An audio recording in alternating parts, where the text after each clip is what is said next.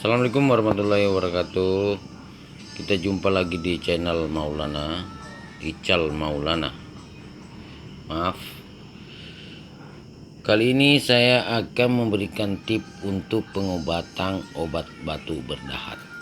Obat batu berdahat istilahnya meredakan batu berdahat. Caranya begini. Kita ini garam, ambil seperempat sendok garam, lalu tuangkan ke air yang hangat, lalu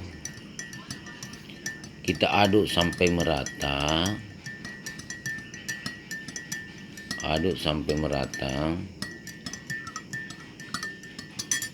Setelah itu kita minum